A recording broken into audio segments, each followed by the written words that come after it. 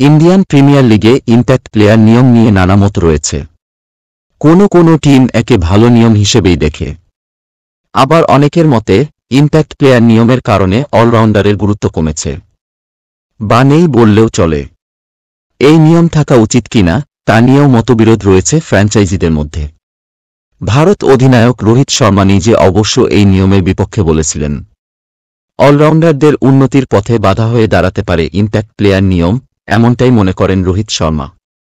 তেমনি আগামী আইপিএলের মেগা অকশন এবং রিটেনশন প্রক্রিয়া নিয়েও ধোঁয়াশা রয়েছে।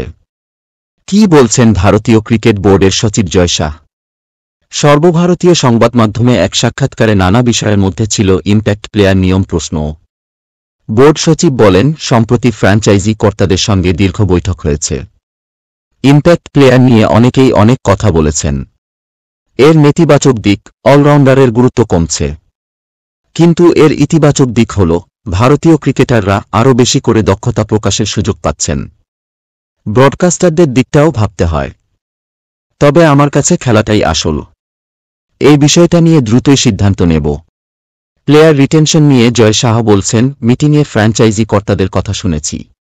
সিদ্ধান্ত এখন আমাদের হাতে। প্রত্যেকের মতই গুরুত্বপূর্ণ। যারা একটা টিম গড়ে তুলেছে, কেউই মেগা অকশন চাইছে না। আবার যাদের টিম সেভাবে গোছানো নয়, তারা মেগা অকশন চাইছে। ক্রিকেটের একজন সমর্থক হিসেবে আমি মনে করি ধারাবাহিকতা জরুরি, কিন্তু কিছু ক্ষেত্রে অদল বদল প্রয়োজন। তাতে খেলারই উন্নতি হবে। দর্শক, এখন এই পর্যন্ত।